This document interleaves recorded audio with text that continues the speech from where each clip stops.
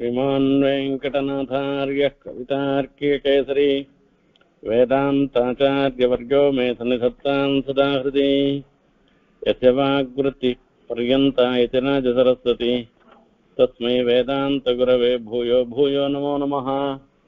विशुद्धविज्ञानघनस्वरूपं विज्ञानविश्राणनबद्धदीक्षं दयानिधिं देहभृतां शरण्यं देवं हयग्रीवमहं प्रपद्ये।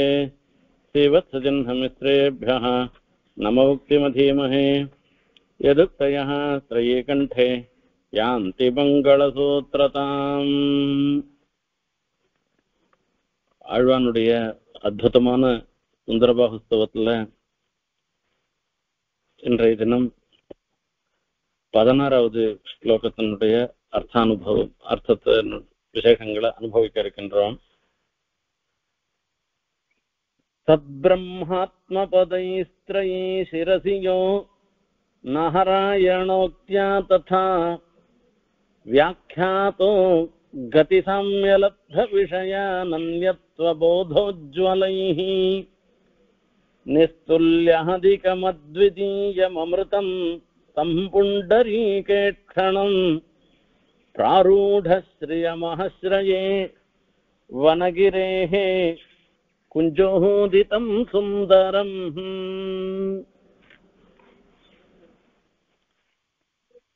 இந்த 15வது ஸ்லோகத்திலிருந்து ஆரம்பிச்சு வேதாந்த ரீதியாக அந்த அழகர சுந்தர பாகுவ மங்களாசாசனம் பண்ற. ஜனிஜீவனாப்யய விமுக்தயோ யதஹ ஜகதாமிதி சுதிரஸ்து கீயதே ததிதம் சமஸ்த துரிதைக பேஷஜம் வனசைல சம்பவம் அகம் பஜே மகா.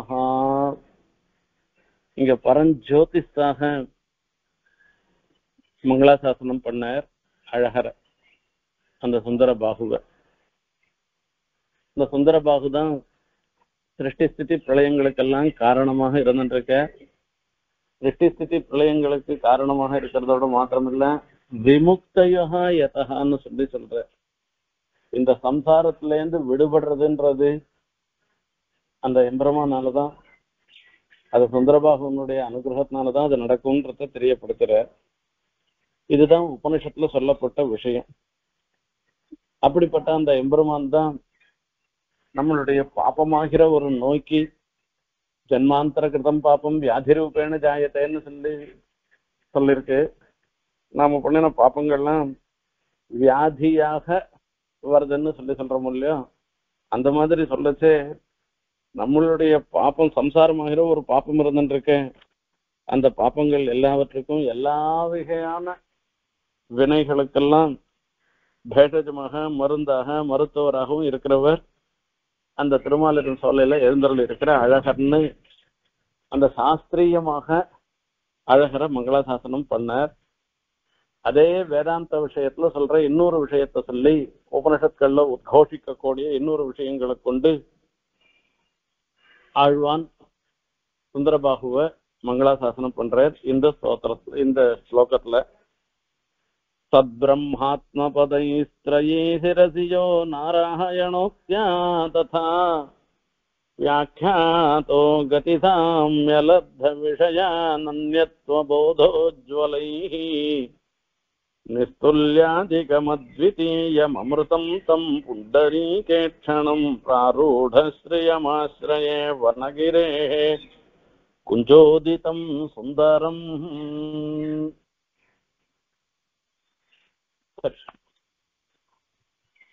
இங்க உபனிஷத்துல அந்த சிருஷ்டி ஸ்திதி பிரளயங்களுக்கெல்லாம் காரணமாக இருக்கிற ஒரு வஸ்துவை பலவிதமாக சொல்லப்பட்டிருக்கின்றன. இதுல சில நியாயங்கள், சர்வசாக்கா பிரத்யய நியாயம் என்கிற ஒரு நியாயம், சாமானிய விசேஷ நியாயம் என்கிற ஒரு நியாயம், அதே மாதிரி சர்வ வேதாந்த பிரத்யய நியாயம்னு ஒரு நியாயம். இப்படி இந்த நியாயங்களை கொண்டு தீர்மானம் பண்றது. இதுல முதல்ல சர்வ சாகா பிரத்யய நியாயம்ன்றது என்னன்றது முதல்ல நாம பார்ப்போம். சர்வ சாகா பிரத்யம்னு ஒரு வாக்கியத்துல ஒரு அர்த்தம் சொல்றது. ஒரு அர்த்தம் சொன்னாக்கா அதோட தொடர்புடையதாக இருக்கிறது அந்த இடத்துல சொல்லாட்டா கூட வேற வேற இடங்கள்லாம் சொல்லிருக்கலாம். அனுத்தம் அந்நியதோ கிராக்கியம் என்பதாக சொல்லப்பட்டிருக்கு. அதோட தொடர்புடையது இப்ப ஆபசம சூத்திரத்துல உதக சாந்தியே சொல்லல. அனுத்தம் அந்நியதோ கிராக்கியம் போதாயனத்துல சொல்லிருக்கு. உதக சாந்தி பண்ண சொல்லி இந்த சீமந்தங்கள், சீமந்தம், உபநயனம், இந்த மாதிரி பல இதுக்கெல்லாம் வரைச்சு உதக சாந்தி பண்ண சொல்லியிருக்கு. இப்ப இதுல சொல்லாட்டா கூட இதோட தொடர்புடையதாக இருக்கக்கூடியவைகளை அந்நியதோ கிராக்கியம்னு சொல்றதுனால வேற இடத்துல சொல்லியிருந்தாலும் சாகாந்தரத்துல சொல்லியிருந்தாலும் கூட அதை எடுத்துட்டு தீர்மானம் பண்றது. இப்ப இந்த விஷயங்களை எப்படி பண்றது, எது அங்கம் எது அங்கி அப்படின்னு எல்லாம் தீர்மானம் பண்றதுக்கு இது சர்வசாகா பிரத்யய நியாயம் என்பதாக சொல்றது. அதுக்கப்புறமா சாமானிய விசேஷ நியாயம்னு ஒரு நியாயம். சாமானிய விசேஷ நியாயம்னா என்னன்னா, பொதுப்படையாக சொல்லப்பட்டத ஒரு ஸ்பெசிஃபை பண்ணி இதுல இருந்து அதுல பிக்ஸ் பண்றது இருக்க, அதுக்கு சாமானிய விசேஷ நியாயம் என்று பேரு. இப்ப சொல்லச்சு சாஸ்திரத்துல சொல்லிருக்கு பசு மாலபேத அப்படின்னு சொல்லிருக்கு. பசுக்களை கொண்டு யாகம் பண்ணணும்னு சாஸ்திரத்துல சொல்லிருக்கு. இந்த பசுக்களை கொண்டு யாகம் பண்றதுன்னு சொன்னாக்க அப்போ அதுல பசுக்கள் எவை என்று ஒரு கேள்வி வருது. சதுஷ்பாத் பசவகா, 4 கால்களோட சஞ்சரிக்கின்ற பிராணிகள்லாம் பசு சப்தத்தினால சொல்லப்படுகிறது. அப்போ பசுமால பேத்தான்னு சொன்னதுனால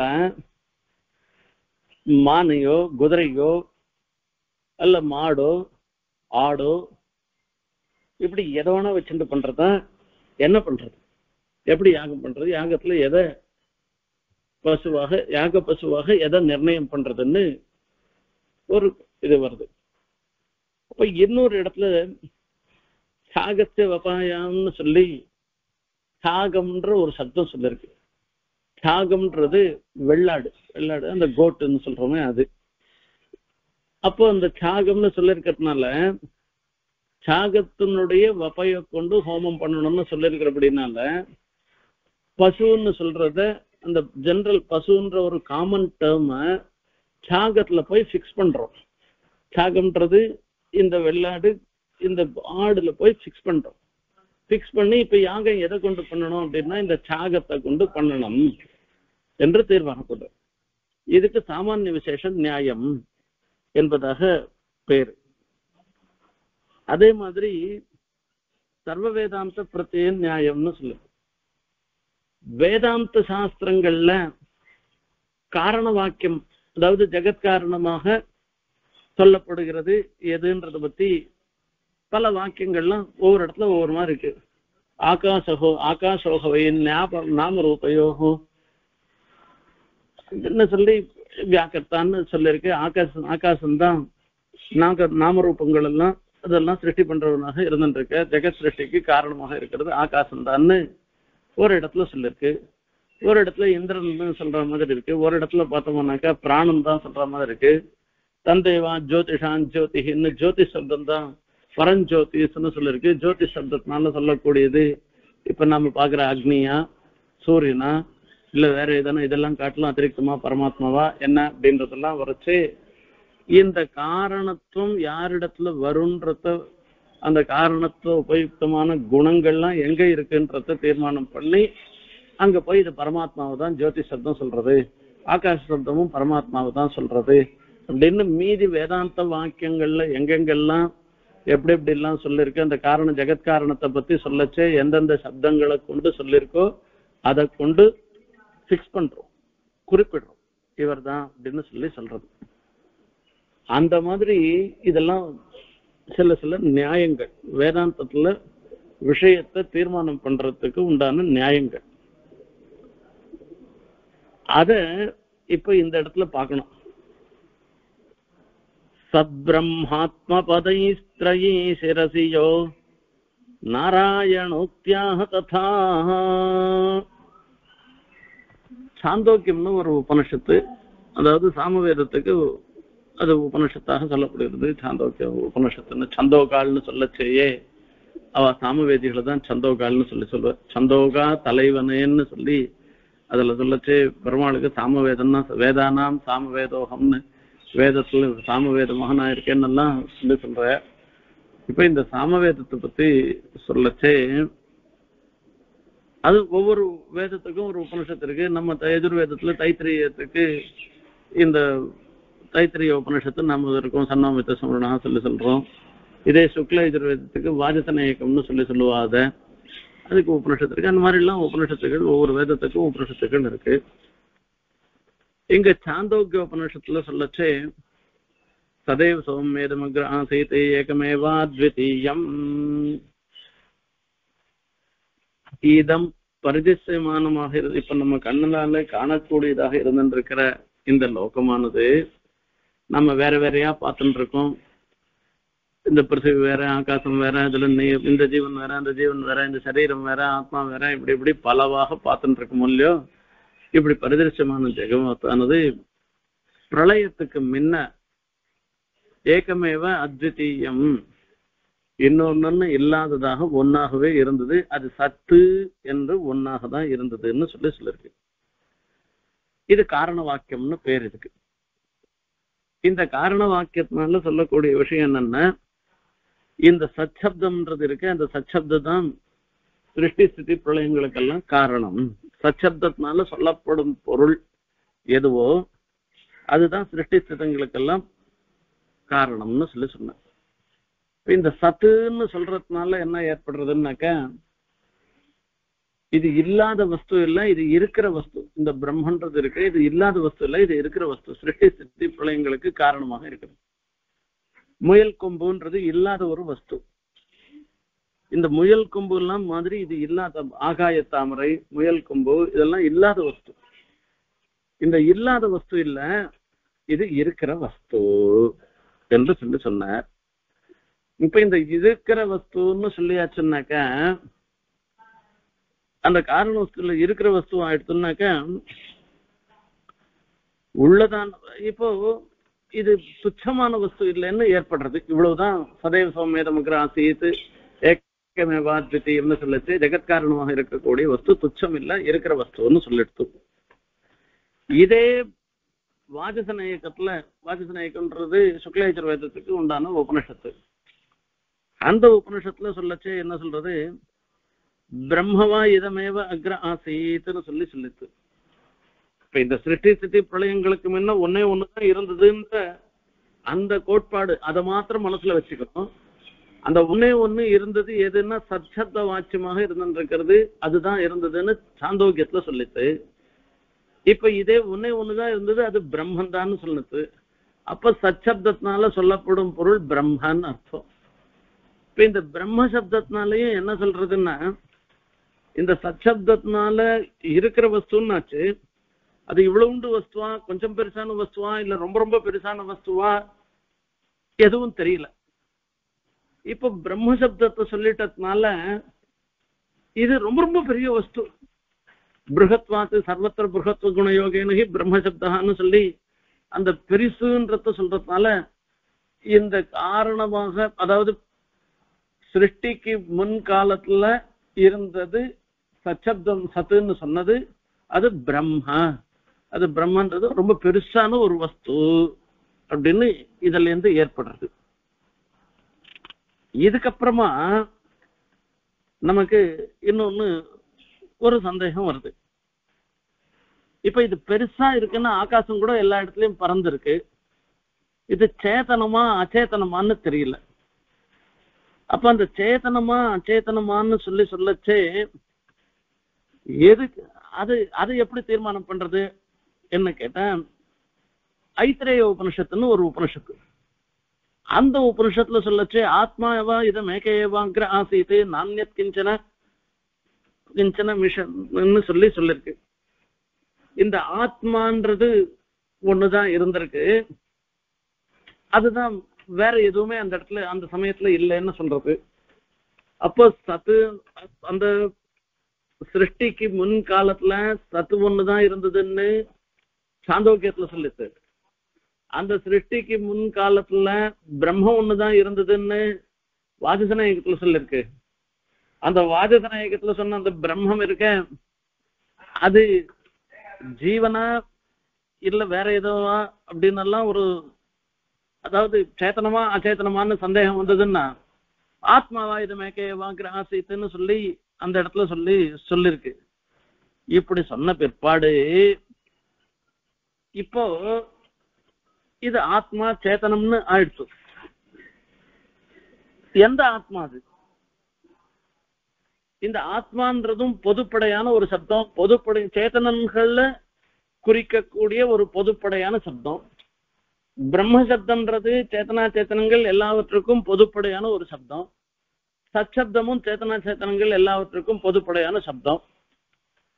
இப்ப எதை கொண்டு இப்ப இதுக்கு மேல இந்த ஆத்மா யாருன்னு யார் தீர்மானம் பண்றது? சேத்தனம்னு சொல்லியாச்சு. அது சூரியனா, சந்திரனா, இந்திரனா, வருணனா, ருத்ரனா, பிரம்மாவா, யார் இருந்தா அப்போ என்ன ஏகோஹவை நாராயண ஆசீத்துன்னு இந்த உபனிஷத்து சொல்றது. அப்ப நாராயணன் ஒருவனே அப்பொழுது இருந்தான்னு சொன்னதுனால அப்ப சச்சப்த வாச்சனும் அந்த நாராயணன் தான். சச்சப்தத்தினால, பிரம்ம சப்தத்தினால, ஆத்மான்ற சப்தத்தினால, இப்படி எல்லா சப்தத்தினாலையும் சொல்லப்படுவோம் நாராயணன் தான் சொல்லலாம். இப்படி பிரம்ம சப்தத்தினால நாராயணன் சொல்லப்படுகிறான்னு சொல்லச்சே இந்த பிரம்ம சப்தமே கூட போருமே, இது நாராயண சப்தம் வேணுமா என்ன அப்படின்னா, இந்த பிரம்ம சப்தமும் ஒரு காமன் டேர்ம் தான். சில இடங்கள்ல பிரம்ம சப்தத்தினால ஜீவனை சொல்றோம். மமயோனிர் மகத் பிரம்மா அப்படின்னு தஜ்ஞானம் பிரம்மசம்ஹிதம் அப்படின்னு சில இடங்கள்ல அச்சேதனத்தையும் சொல்றோம். இப்படி சேத்தனத்தை அச்சேதனத்தை எல்லாம் கூட குறிக்கக்கூடியதாக இருந்திருக்கிறது இந்த பிரம்ம சப்தம்ன்றது. அப்ப அந்த பிரம்ம சப்தத்தை ஸ்பெசிஃபை பண்ணி சொல்லணும். அதுதான் ஆத்மாவை சொல்றதுன்னு ஆத்மாவை சொல்லி அந்த ஆத்மா யாருன்னா ஏகோஹவை நாராயண ஆசைத்துன்னு சொல்லக்கூடிய நாராயணன் தான்னு ஏற்படுறது. அததான் இந்த முதல் பாதத்துல ஆழ்வான் தெரிவிக்கிறார். சத்பிரம்மாத்ம பதைஹி த்ரயே சிரசி யோ நாராயணோக்த்யா ததா வியாக்யாதஹ. சத் சத்சப்தம், பிரம்மசப்தம், பிரம்மவா இதமக்ர ஆசீத்து முதல்ல சதேவ சௌமிய இதமக்ர ஆசீத்துன்னு சொன்னது முதல்ல, பிரம்மவா இதமக்ர ஆசீத்துன்றது ரெண்டாவது, சத் பிரம்ம ஆத்மாவா இதமேகே வாக்ர ஆசீத்துன்னு ஆத்மபதம். இப்படி ஆத்ம பதைஹி த்ரயீ சிரசி, வேதங்களுக்கெல்லாம் சிரஸ் அது தலையானதாக கருதப்படுவது உபனிஷத்து.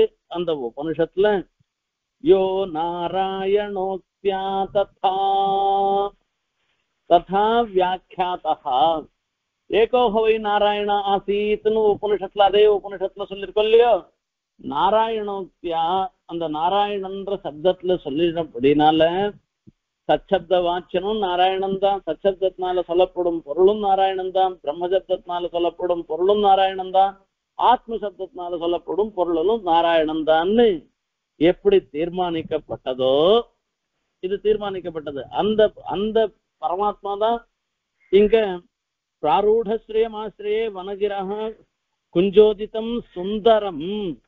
அந்த வனகிரக குஞ்சோதிதம் அதாவது அந்த ஒரு அழகு நடுவுல இளம் பொழில் நடுவுல வளரிளம் பொழில்னு சொல்ற அப்படி மேல மேல வளர்ந்துட்டே இருந்துருக்கிற ஒரு பொழிலோட இருக்கக்கூடிய ஒரு ஆச்சரியமான ஒரு சன்னிவேசத்துல எழுந்தருள் இருக்கிற அந்த திருமாலிருஞ்சோலை மலையில அழகாக எழுந்தருள் இருக்கிற அந்த மணாளர், அந்த அழகர், அவரை நான் ஆசிரியன்னு சொல்றேன். அவர் தான் இவர் தான் எல்லாமே சொல்லணும். அதுல சத்பிரம்மாத்ம பதைஸ்த்ரயீ சிரசியோ நாராயணோக்த்யா ததா வியாக்யாதஹ.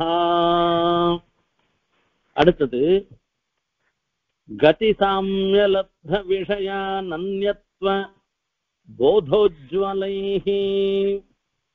கதி சாம்யலப்த விஷயானன்ய போதோ அனன்யத்துவ போதோஜ்வலைஹின்னு சொல்ற காரண வாக்கியங்கள் இங்க சிருஷ்டி ஸ்திதி பிரளயங்களுக்கெல்லாம் காரணம். இப்ப இந்த பிரளயத்துக்கு முன்ன அதாவது இருந்தவர் யாருன்றத கேள்வி கேட்டு அதை வச்சு சொல்லிட்ட.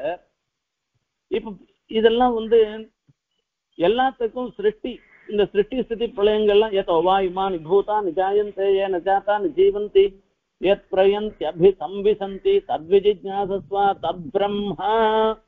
இது உபனிஷத்து சொல்றது. எதுல இந்த லோகம் மொத்தம் உண்டாச்சோ, எது எல்லாத்துக்கும் இருப்புக்கு காரணமாக இருந்துருக்கோ, எதுல போய் லயத்தை அடைகிறதோ அதுதான்டா பிரம்மா, அது போய் தெரிஞ்சுக்கோ போன்னு அவர் வருணன் பிருகுக்கு உபதேசம் பண்ணிட்டு போயிட்டார். இப்படி உபதேசம் பண்ண பிற்பாடு அந்த இடத்துல என்ன ஆறுது, அப்ப இதுக்குதான் காரண வாக்கியம்னு பேரு.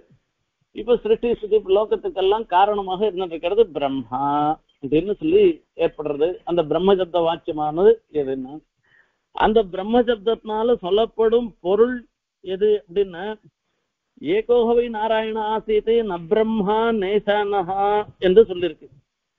இப்ப சதேவ சௌமியமாக இங்க சச்சப்தத்தினால சொல்லப்பட்டது. அதுக்கப்புறமா அதே உபனிஷத்துல சொல்லிருக்கு, ததைட்சத பகுஸ்யாம் பிரஜாயே ஏதி தத் தேஜோ சிருஜத அப்படின்னு எல்லாம் சொல்லிருக்கு. அந்த சச்சப்தத்தினால சொல்லப்பட்ட வஸ்து எதுவோ அது சங்கல்பிச்சுதான். பகுஸ்யாம் பிரஜாயே, நான் பலவாக சிருஷ்டிக்க கடவேன் அப்படின்னு அது சங்கல்பிச்சுதான். அது சங்கல்பிச்ச பிற்பாடு தத் தேஜோ சிருஜத்தை, அதுல இருந்து தேஜஸ் உண்டாச்சு, தேஜஸ் சிருஷ்டி பண்ணித்துன்னு எல்லாம் சொல்லிருக்கு. இப்போ இது காரண வாக்கியம். படைப்புக்கு காரணம் எதுனா இந்த சத்துன்றது சச்சப்தத்தினால சொல்லப்பட்டதுதான் படைப்புக்கு காரணம்னு ஏற்பட்டது. இப்ப இந்த சச்சப்தத்தினால ஒரு ஈக்குவேஷன் தான் இந்த இடத்துல.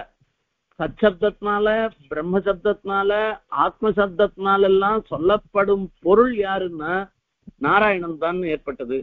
அப்ப நாராயணன் இந்த சச்சப்த வாக்கியமாக எது இருந்துருக்கோ அதுதான் சிருஷ்டி கர்த்தாவாக இருந்திருக்குன்னு தெரியுது, சிருஷ்டிக்கு காரணமாக இருந்திருக்குன்னு தெரியுது. அதே உபனிஷத் வாக்கியங்கள்னால ஏற்படுறது.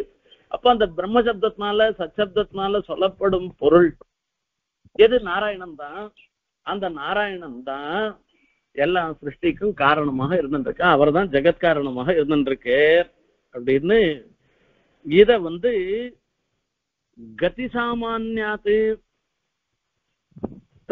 அந்த கதி சாமியலப்த விஷயானன்யத்துவ போதோஜ்வலைஹின்னு சொல்ற. அந்த கதி சாமியம் அப்படின்னு சொல்லச்சே இந்த வேதாந்த வாக்கியங்கள் எல்லாவற்றிற்கும் ஒரே ரீதியான அர்த்தங்கள் சொல்லணும், ஒரு கோஜென்டா அர்த்தம் சொல்லணும். இதுல ஒண்ணு அதுல ஒண்ணுன்னு சொல்ல முடியாது. இப்படி காரண வாக்கியம்ன்ற ஒரு முறையில வேதாந்த வாக்கியங்கள் எல்லாமே ஒரு விஷயத்தை குறிப்பிடுகின்றது. அந்த அந்த ரீதியில வேற யாரையும் குறிக்காமல் அனன்யத்துவ போதோஜ்வலைஹி விஷயானன்யத்துவ ஒரே பொருள் என்கிற ஒரு ஞானத்தினால உஜ்வலைஹி பிரகாசிக்கின்றவராக இருந்துருக்கு. இப்போ வேதாத்தியனம் பண்ணினவான் இத்தனை உபனிஷத்தையும் வாசிச்சு இத்தனை உபனிஷத்தையும் தெரிஞ்சுண்டு சாஸ்திரம் எல்லாம் தெரிஞ்சுண்டு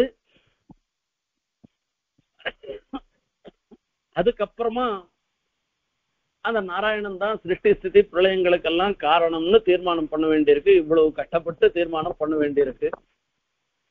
அப்படி இருந்தாலும் கூட பல பேருக்கு அந்த தீர்மானமே வராத கூட போனாலும் போயிடலாம்.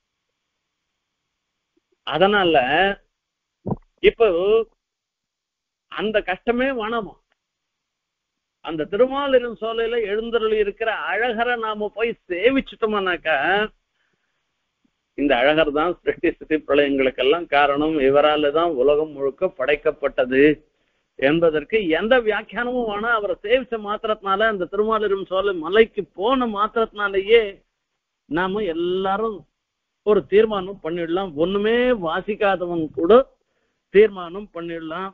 அப்படி அந்த எம்பெருமான் பிரகாசிச்சென்றிருக்கிறான். அந்த ஜெகத் சிருஷ்டி லோகத்துக்கெல்லாம் சிருஷ்டிக்கு காரணமாக இருப்பதாக அந்த எம்பெருமான் பிரகாசிச்சுருக்கேன்னு இது மூலமா சொல்ற சத்பிரம்மாத்ம பதைஸ்திரயீ சிரசியோ நாராயணோக்தியாய ததா வியாக்கியாதः கதி சாம்யலப்த விஷயானன்யத்வ போதோஜ்வலைஹ வியாக்கியாதः இந்த வியாக்கியானம் இப்படிப்பட்ட இவைகளாலே வியாக்கியானிக்கப்பட்டவராக இருந்திருக்கிறவர் அவர். அந்த எம்பெருமானுடைய குணங்களை சொல்ற நிஸ்துல்யாதிகம் அத்விதீயம் அமிர்தம் தம் புண்டரீகேட்சணம். நிஸ்துல்யாதிகம் ஒத்தார்மிக்காரை இளையாய மாமாயா. ஆழ்வார் அனுசந்தானம் ஒத்தார் மிக்கார் இளையாய மாமாயா என்பதாக அந்த எம்பெருமானுக்கு சமானமாக யாரும் கிடையாது. இல்ல அவரை காட்டிலும் உயர்ந்தவராக யாரானா இருப்பாளா அப்படின்னா மிக்காரும் இல்லைன்னா. ஒத்தார் இல்லைன்னு சொன்னாலே அவரை காட்டிலும் உயர்ந்தவரும் இல்லைன்றது தானே ஏற்பட போறது. அப்ப மிக்காரை இளையாய மாமாயான்னு மிக்காரும் இல்லாதவன்னு என்னத்துக்கு அதிகப்படியாக ஒன்னு சொல்றது அப்படின்னு சொன்னா உபனிஷத்துல சொல்லியிருக்கிற பிரகாரம் அப்படியே சொல்லிருக்கு. ந தத்சமஸ்சாபியதிகஸ்ச திருஷ்யதே. தத்சமஹா அவருக்கு சமமானவனாகவோ அபியதிகா அவரை காட்டிலும் மேம்பட்டவனாகவோ யாருமே காணப்படுவதில்லைன்னு சொல்ற. இதுல சில சில விஷயங்கள்ல ஒரு சந்தேகமே இல்லாமல் சொல்லணும்னு நினைச்சோம்னாக்க சந்தேகம் வரக்கூடிய இடங்கள் என்னென்ன உண்டோ அது எல்லாவற்றையும் அப்படியே தலையில அடிச்ச மாதிரி சொல்லணும். நீ எந்த சமயத்திலையும் நினைக்கவே கூடாது. அப்படின்றதுக்காக தான் இந்த இடத்துல ஒத்தார் இல்லாத போயிட்டாக்க அவருக்கு சமமா இல்லாத இருக்கலாம், அவரை காட்டிலும் கெட்டிக்காரரா யாரானா இருக்கலாமோ இல்லையோ, அவரை காட்டிலும் உயர்ந்தவராக இருக்கலாமோ இல்லையோன்னு இப்படி கூட சில பேருக்கு நினைக்க தோணும். ஆகையால பெருமாளுக்கு சமம் பெருமாள் தான். ககனம் ககனாக்காரம் சாகர சாகரோபமகான்னு சொல்ற. ஆகாசம் ஆகாசம் மாதிரி தான் இருந்துட்டு இருக்கோம். ஆகாசத்தை போய் வேற எதோட கம்பேர் பண்ணி சொல்ல முடியும்? சமுத்திரம் எப்படி இருக்கும்னா அது சமுத்திரம் மாதிரி தான் இருக்கும். இந்த ஏரி மாதிரி இருக்கும்னா சமுத்திரத்தை சொல்ல முடியும்? அந்த மாதிரி பெருமாள் எப்படி இருப்பாருன்னா பெருமாள் அப்படிதான் இருப்பார்.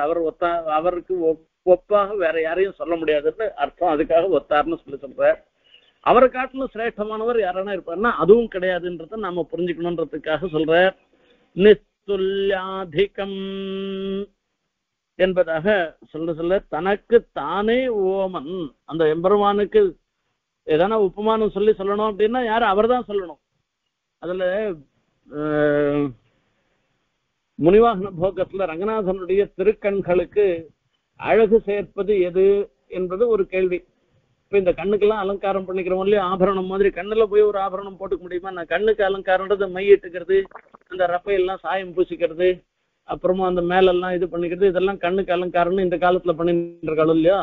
அந்த மாதிரி ரங்கநாதனுடைய திருக்கண்களுக்கு அழகு ஊட்டுவது எதுன்னா அந்த திருக்கண்கள் தான் அழகு, வேற ஒன்றும் அழகு ஊட்ட முடியாதான் அந்த ரங்கநாதனுடைய திருக்கண்களை. அந்த மாதிரி இந்த இடத்துல பெருமாளுக்கு ஒத்தார் யாரும் இல்லைன்னா அவருக்கு சமமா இருக்கவங்க யாருன்னா வேற யாரும் இல்லை, அவருக்கு யாருன்னா உப்மானம் சொல்லணும்னா அவர் தான் அப்படின்னு சொல்றதுக்காக இங்க நிஸ்துல்யாதிகம் அத்விதீயம் அமிர்தம். அத்விதீயம் அப்படின்னா இது அந்த எம்பெருமான அனுபவத்துல வரச்சே வரக்கூடிய ஒரு விஷயம். நான் இதுக்கு முன்னே சாப்பிட்டதில்லை, இதுக்கு அப்புறமும் இந்த மாதிரி சாப்பாடு சாப்பிட்டதே கிடையாதுன்னு சொல்றாங்க சில சமயத்துல. ரசோ வைசா ரசகேவாயன் லப்த்வானந்தி பவதி உபனிஷத்து சொல்றது. ரசோ வைசா ரசம்னா யாரு? அந்த எம்பெருமான் தான் ரசம். அப்படிப்பட்ட ஒரு அந்த ரசத்தை அந்த பகவத் அனுபவம் பண்ணும்படியான ஒரு பாக்கியம் நமக்கு வந்துடுத்துனாக்கா ஆனந்தி பவதி, ரொம்ப பெரிய சந்தோஷம் இருக்கும். ஒரு பசியோட இருந்துட்டு இருக்கான், அவனுக்கு ஒரு பெரிய ஒரு ததியாராதன சாதம், அவனுக்கு பழைய சாதம் போட்டா கூட அவனுக்கு பசி அடங்கி அவன் நம்மள வாழ்த்துதான் வாழ்த்துவான்.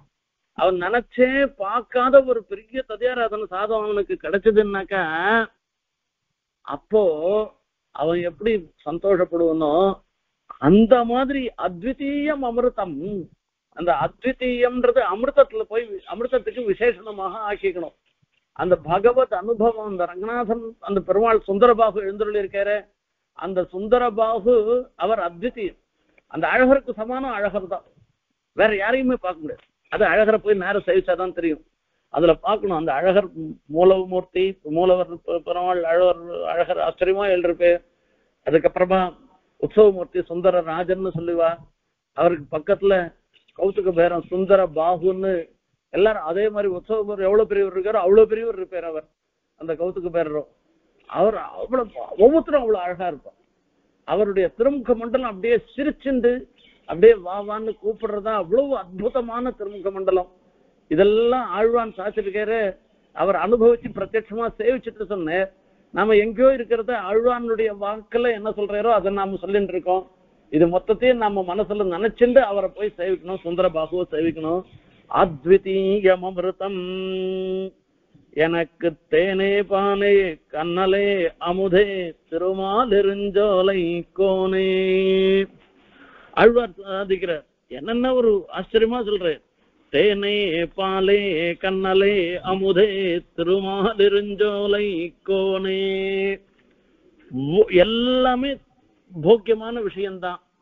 தேன் திட்டிக்கும் வெள்ளத்தினுடைய திட்டிப்பும் தேனுடைய திட்டிப்பும் ஒன்னாயிடுமான்னா அது தேன் பிடிக்கிறவாளுக்கு தேன் போக்கியமா இருக்கு. தேனே பாலே பால் அதுவும் பரம போக்கியமானது. அது ஒவ்வொன்றும் ரசம், அதாவது ரசமான விஷயம், அனுபவிக்க வேண்டிய ஒரு விஷயம்.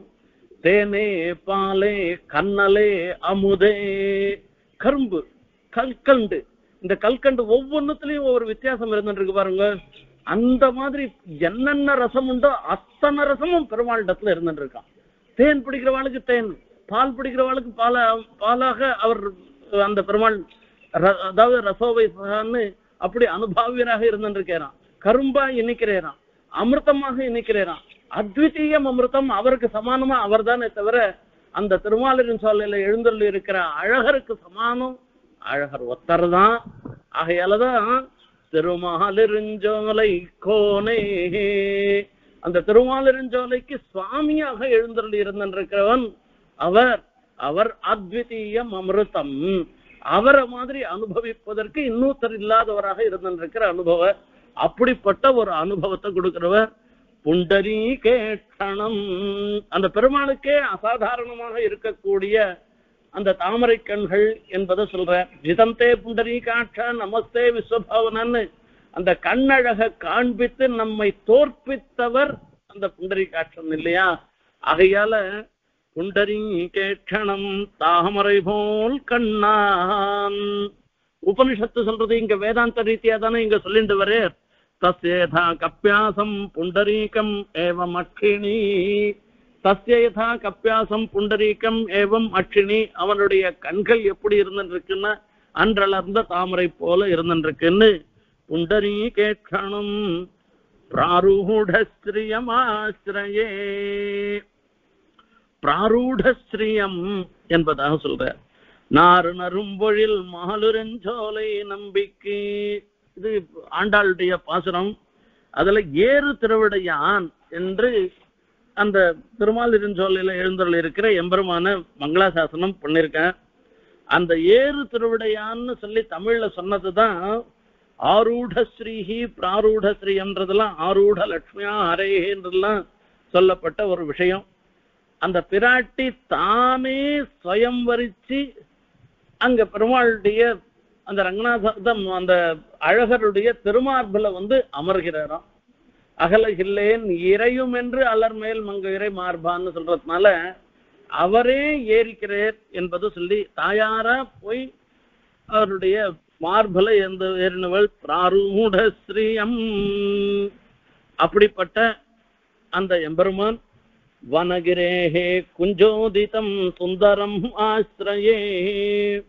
அந்த திருமாலிருஞ்சோலையினுடைய ஒரு லதா கிரகம், அந்த குஞ்சோதித்தம்னா அந்த ஒரு சோலையுள்ள கொடிகள்லாம் இருக்கக்கூடிய ஒரு இடம் லதா கிரகம்னு சொல்ற இடம். அந்த இடத்துல சேவை சாதிச்சுட்டு இருக்கிற அந்த அழகரை நான் ஆசிரியிக்கிறேன்னு இந்த ஸ்லோகத்துல அற்புதமாக மங்களாசாசனம் பண்றேன். வேதாந்த விஷயங்கள்லாம் சொல்லி அந்த அழகருடைய அனுபவத்தை நமக்கு கொடுத்தவர் ஆழ்வான். அந்த ஆழ்வானுடைய ஸ்லோகம் மூலமாக அழகரை சேவிச்சு நாமளும் தன்யர்களாக ஆகின்றோம்.